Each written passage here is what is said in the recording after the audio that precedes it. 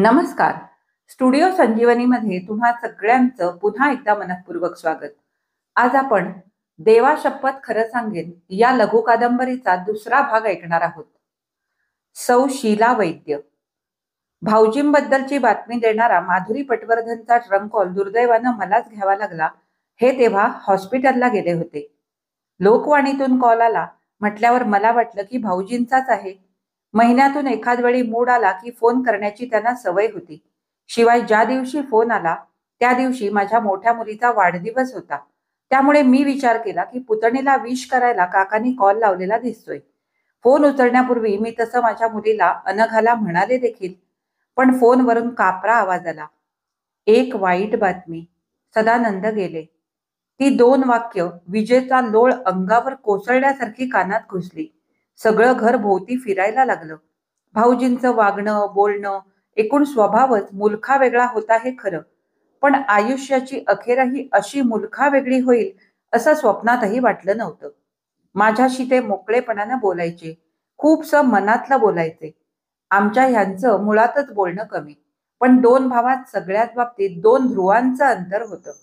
हे आपल्या दवाखान्याच्या आणि पेशंटच्या व्यापात इतके गुंतलेले असत की यांना क्षणाचीही उसंत नसे. भाऊजी वृत्तपत्राच्या कामासाठी मुंबईला आले की आमच्या गप्पा रंगायच्या. आताही मला वाटलं की नागपूरहून कॉल म्हणजे स्वारी काही कामासाठी येणार. पण ती बातमी त्यांच्या येण्याची नव्हती, जाण्याची बातमी होती. ट्रंक कॉल संपादकांच्या ऑफिसातून कामत साहेबांच्या प्रायव्हेट सेक्रेटरीने केला होता. आम्हाला वृत्त कळलं ते आत्महत्येचंच. काय झालं, कसं झालं असं मी विचारण्याचा प्रयत्न केला. पण फोनवर, तेही ट्रंक कॉलवर किती अन काय बोलणार.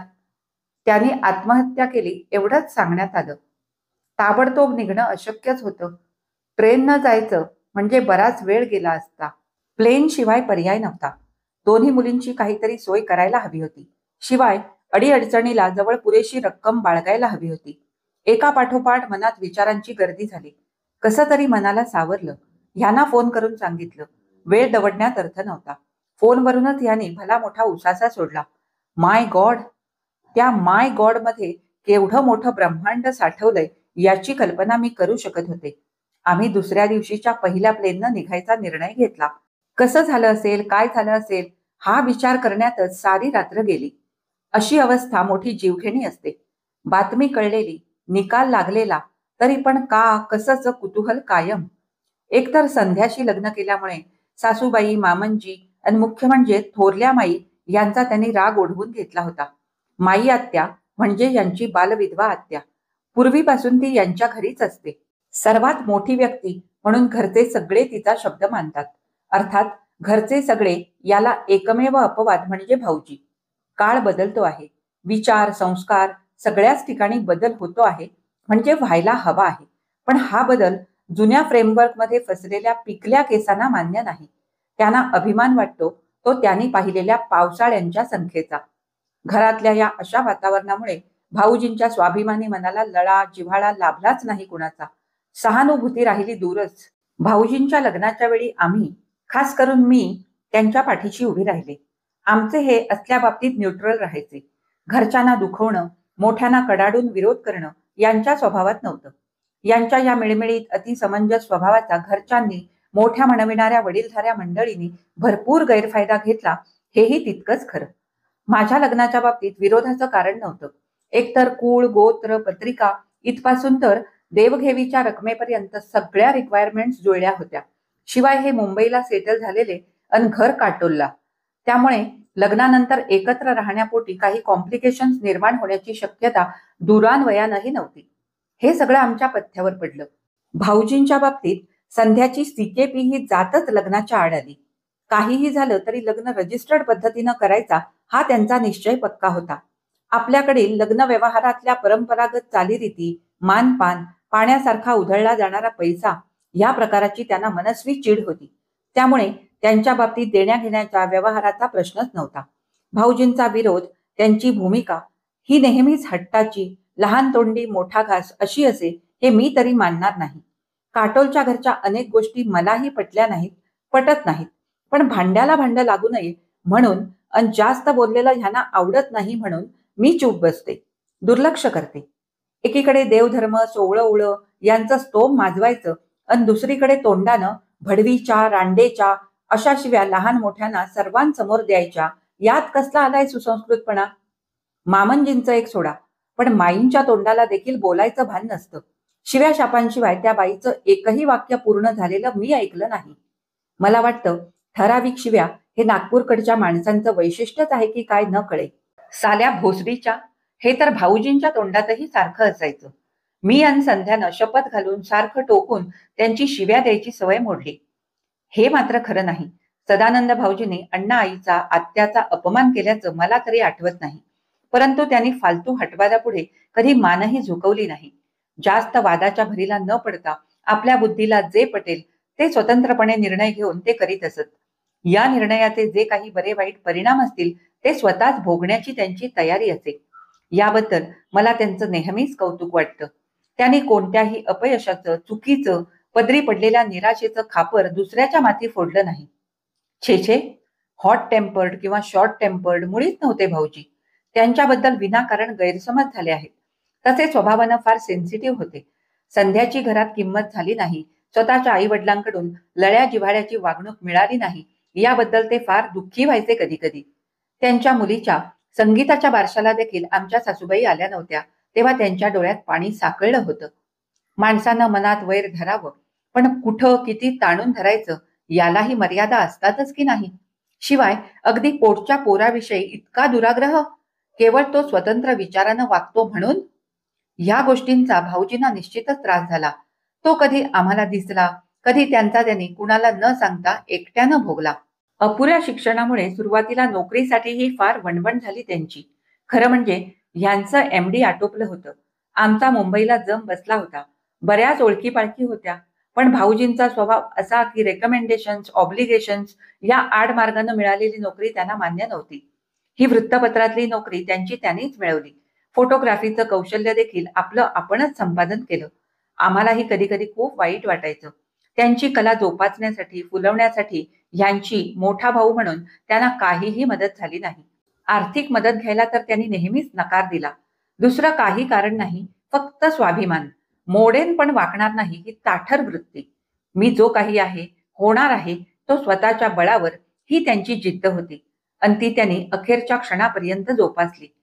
एकदाच त्यांनी एक मागणी केली ह्यांच्याजवळ. 5-6 वर्षापूर्वी एका कॉन्फरन्ससाठी हे अमेरिकेला गेले होते.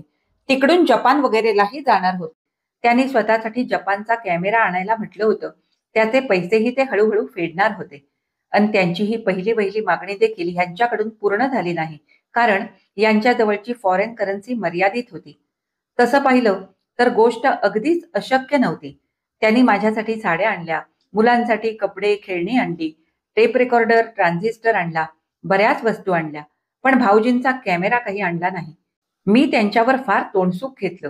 वास्तविक पाहता आमच्यासाठी काही न आणता भाऊजींचा कॅमेराच आणायला हवा होता. तसा कॅमेरा इकडे मिळत नाही, मिळाला तरी क्वालिटीचा भरवसा नसतो.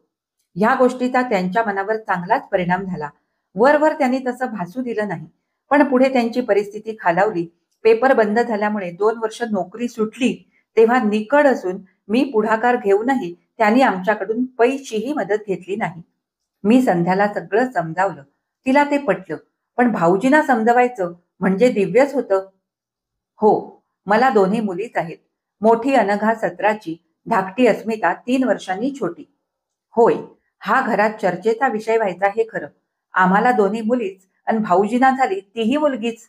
आपण 20व्या शतकात असलो तरी जुन्या विचारांची जळमट सोडित नाहीत अजून. असं की घराण्यात अपेक्षित असतं, वंश परंपरा चालविणारा कुलदीपक हवा, ही प्रत्येकाचीच इच्छा होती. आमच्या बाबतीत सांगायचं झालं तर काळाची पावलं ओळखून अंथरूण बघून पाय पसरण्याचं धोरण आम्ही ठेवलं होतं. संगीतानंतर त्यांनी चान्स का घेतला नाही हे मी कसं काय सांगू. आमच्यात मोकळेपणा होता हे खरंय, पण काही गोष्टी अगदीच नवरा बायकोतल्या असतात. आपल्या मनात कितीही उत्सुकता असली तरी अशा बाबी स्पष्ट बोलल्या जातील असं नाही. पण या साऱ्याचा भाऊजींच्या आत्महत्येशी काय संबंध? मला नाही वाटत मुलगा नसणं हे कारण असू शकेल असं. कारण त्या बाबतीत पश्चाताप करताना, झुरताना न मी त्यांना पाहिलं न संध्याला. दोघंही फार समाधानी होते. संगीतावर प्रेम करण्याच्या बाबतीत तर दोघात स्पर्धा चालायची. कदाचित नंतर बदललेल्या आर्थिक परिस्थितीमुळे, ओढाताणीमुळे दुसऱ्या मुलाचा चान्स न घेण्याचं त्यांनी ठरवलं असेल. अर्थात हा माझा एक अंदाज. पण अशा कारणामुळे त्या दोघात मतभेद, विकल्प वगैरे असण्याची शक्यता मला तरी वाटत नाही. ते नको तितके स्वाभिमानी होते. त्यांची नोकरी गेली, परिस्थिती खूप खालावली, तरी त्यांनी आमच्याकडून मदत घेतली नाही. आम्ही नागपूरला गेलो तेव्हा घरची परिस्थिती मलाच बघवेना. तेव्हा डोळ्यात पाणी आणून, अनाशप्ता घालून मी संध्याला 1000 रुपये दिले. पण ते त्यांनी घेतले, ते कर्ज म्हणून. फार हिशेबी होते ते. हिशेबी म्हणण्यापेक्षा कुणाच्याही कुबड्या घेऊन आयुष्याची वाट चालणार नाही, हे त्यांचं धोरण होतं.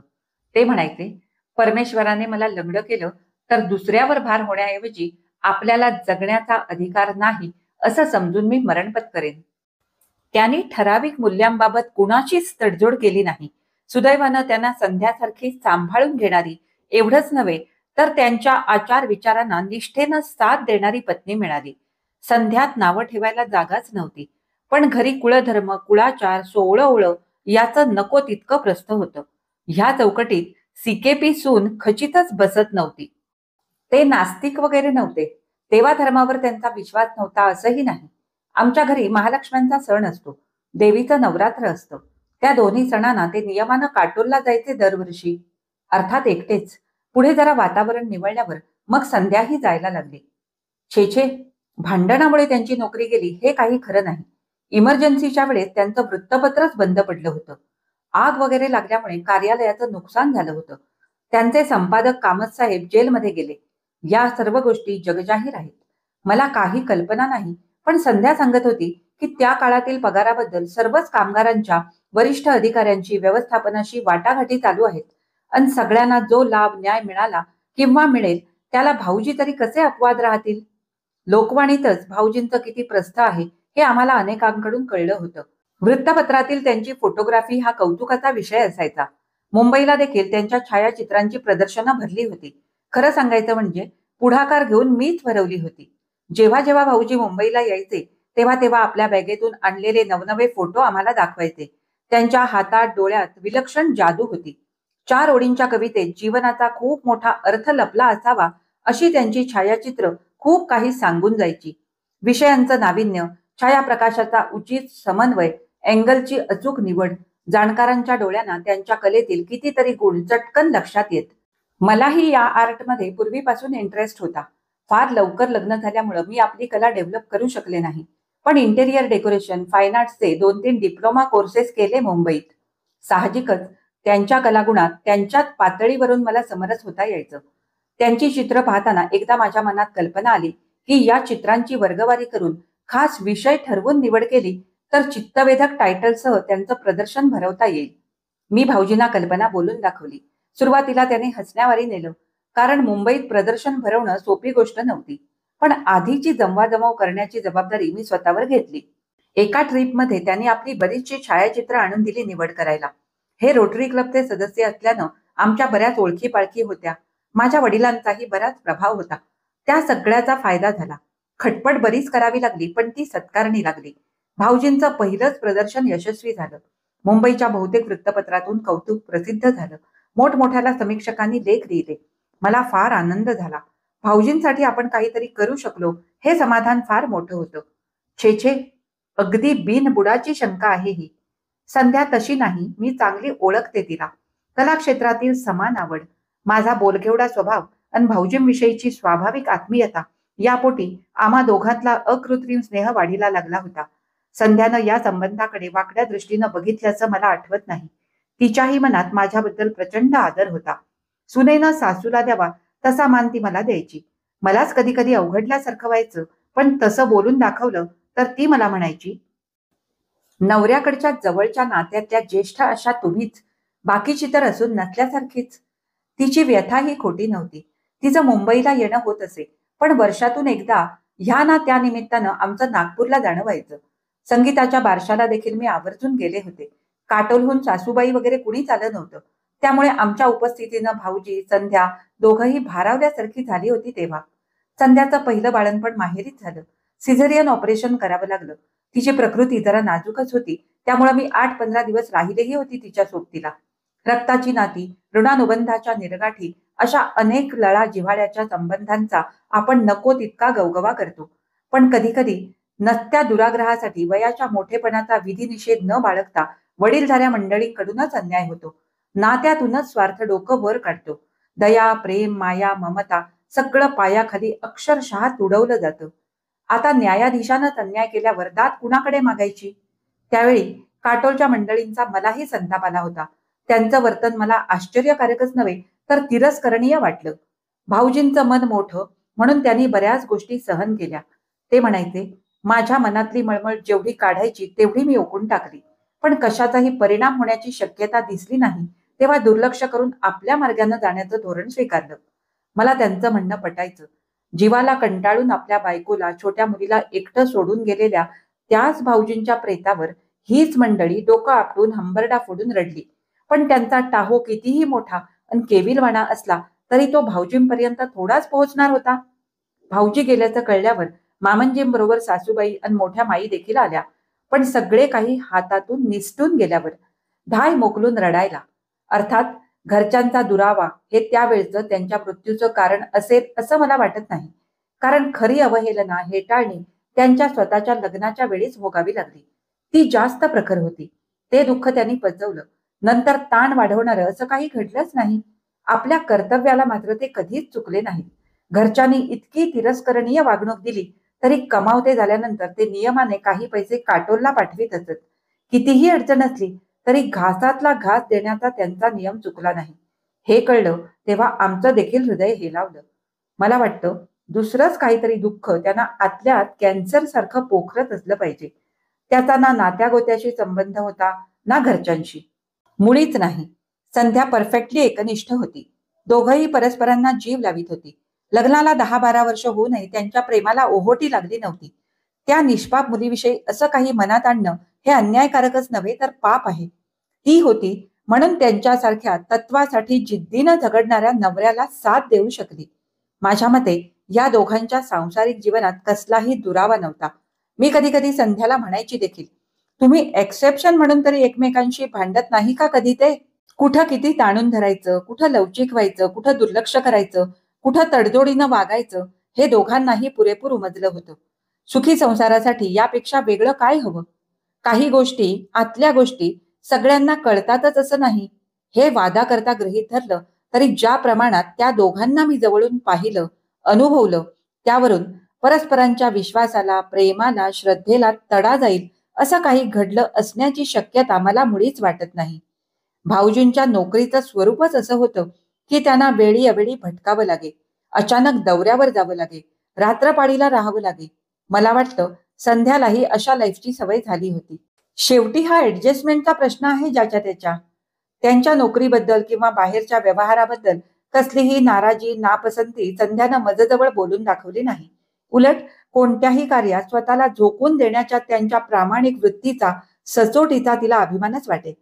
4 लोकांच्या नजरेत भरेल असं समाजकार्य त्यांनी केलं नसेल, पण उदात्त कार्याविषयी त्यांच्या मनात तळमळ जरूर होती. एकतर त्यांच्या वृत्तपत्राच्या कामाचाच व्याप इतका असायचा की त्यातून सवड मिळणं कठीण. तरी पण संध्या मला सांगत होती, नागपूरच्या मुक्या बहिरांच्या शाळेत आठवड्यातून 2-3 तास ते फोटोग्राफी, पेंटिंग, रेखाचित्र यांचे क्लासेस घेत असत. अपंग अनाथ मुलांना काहीही मोबदला न घेता शिकवीत असत. त्यांच्या कलागुणांना उत्तेजन देत असत. एक किस्सा मला चांगला आठवतो. एकदा ते मुंबईला आले असताना मी त्यांच्याबरोबर फोर्ट भागात शॉपिंग करीत होते. एक 7-8 वर्षांचा मुलगा रस्त्यानं भीक मागत होता. चेहऱ्यावरून तो भिकारी वाटत नव्हता. लगेच भाऊजींनी त्याची चौकशी केली.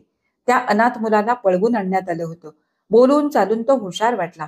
लगेच भाऊजी म्हणाले, वहिनी, तुम्हाला गाडी पुसायला, मुलींना शाळेत न्यायला आणायला कुणी हवं होतं? जस्ट ट्राय हिम. मी थोडी काकूस केली. मुंबईसारख्या शहरात कुणाचा भरवसा देता येत नाही. पण भाऊजी म्हणाले, रिस्क घ्यावीच लागते कुठं ना कुठं. If one succeeds, nothing like that. आम्ही त्या मुलाला घरी ठेवून घेतलं. भाऊजींची निवड चुकीची नव्हती. मुलगा हुशार होता. बघता बघता घरात रमला. सगळी कामं शिकला. कधी कधी हे त्याला हॉस्पिटलमध्ये नेत, व्हिजिटला नेत, त्यांनाही मदत व्हायची. आम्ही त्याला शिकवलं. मुलींच्या सोबतीनं त्याला अभ्यासाची गोडी लागली.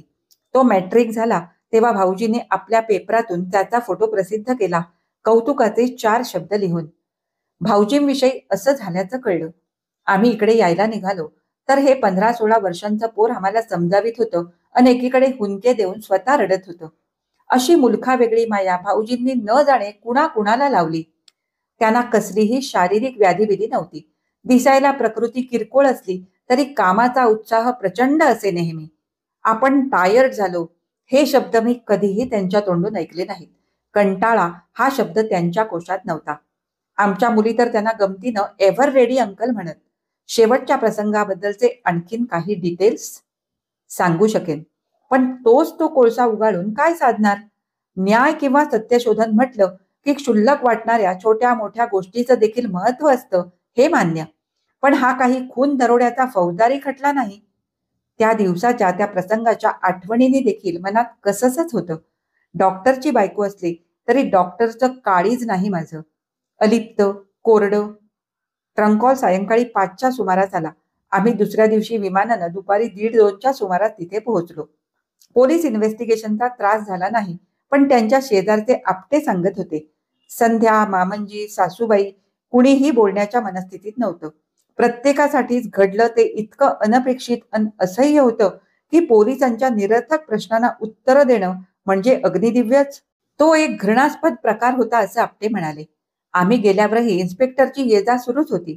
शेवटी त्यांनी कामत साहेबांकडून दबाव आणला तेव्हा कुठं फालतू चांभार चौकशा थांबल्या. आत्महत्येची केस होती हे मान्य, पण काळ वेळ, माणसाचं मन, भावना यांचंही थोडंफार भान हवं की नाही? आम्ही पोहोचलो तेव्हा बॉडी मेडिकल इन्व्हेस्टिगेशनसाठी दवाखान्यात नेली होती. जे घरी तेच दवाखान्यात. यांच्या मोठमोठ्या डॉक्टर्सच्या ओळखी होत्या, पण माणूस कितीही मोठा असला तरी या साध्या पोलिसाचा कानूनी हटवादीपणा सर्वांवर ताण करतो. देहाची चिरफाड झालीच. मेडिकल रिपोर्ट यांनी देखील पाहिला. कुठंही काही शंकेला जागा नव्हती. शेजारच्या आपट्यांना साधारण 3:45ला हा प्रकार कळला.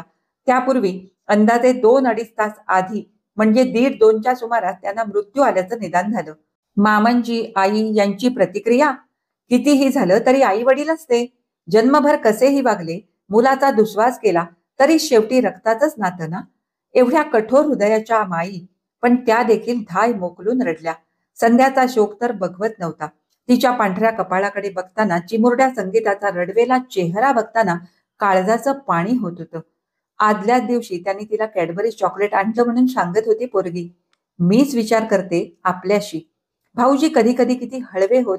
संध्यानं त्यांच्याशी घरचा विरोध असूनही ज्या प्रकारे ऍडजस्ट केलं आणि खास करून आर्थिक ओढाताणीच्या काळात ज्या समंजसपणे, सोशिकपणे संसाराचं गाडं ओढून नेलं, त्याबद्दल माझ्याजवळ अनेकदा मनापासून बोलत. म्हणायचे, हाच नवरा मिळावा म्हणून बायका जसं वटसावित्रीचं व्रत करतात तसं एखादं व्रत पुरुषांसाठी असतं तर मी ते अगदी मनापासून केलं असतं. तिच्यावर एवढं जीवापाड प्रेम असताना आयुष्याचा शेवट करण्यापूर्वी बायकोबद्दल त्यांनी काहीच विचार केला नसेल का? आणि ही चिमुकली छोकरी, तिनं या जगात आल्या आल्या असं कोणतं पाप केलं की या कोवळ्या वयात पितृछायेला पारखवावं? तिचा उभा जन्म जायचाय. संध्यानं स्वतःला, मुलीला कसं सांभाळावं? माणसं आधाराला असतात, पण किती दिवस? नवऱ्याच्या खांद्याची सर इतरांना येत नाही. भाऊजींविषयी माझ्या मनात खूप लळा जिव्हाळा आहे. त्यांना कोणी शिष्ट म्हणो, विक्षिप्त म्हणो, पण त्यांच्या स्पष्ट विचारांबद्दल, स्वतंत्र वृत्तीबद्दल मला नेहमीच आदर होता. अशा या माणसानं आपल्या प्रिय पत्नीवर अन कोवळ्या अजाण मुलीवर केलेल्या या एकमेव अन्यायाचा मी जेव्हा विचार करते तेव्हा वाटतं, मनातल्या काचेला तडा तर गेला नाही ना. सागराचा तळ गाठता येईल कदाचित, पण माणसाचं मन, त्याचा थांगपत्ता लागायचा नाही. आजचा हा भाग इथेच संपला. मी वाचलेला आजचा सौ शीला वैद्य हा भाग तुम्हाला कसा वाटला हे मला कमेंट करून नक्की सांगा. आवडला असेल तर लाईक करा, शेअर करा आणि माझ्या चॅनलवर नवीन असाल तर माझ्या चॅनलला नक्की सबस्क्राईब करा आणि सोबतचं बेल आयकॉनही दाबा. आणि हो, कमेंट सेक्शनमध्ये हाईप करायला विसरू नका. कमेंट्स ज्या वेळेला तुम्ही टाकता त्या वेळेला डाव्या बाजूला ते सरकवलं की हाईप येतं. तर नक्की माझ्या या कथेला हाईप करा. आणि आता आपण पुन्हा भेटू याच लघु कादंबरीच्या पुढच्या भागामध्ये. तोपर्यंत मी तुमचा निरोप घेते. धन्यवाद.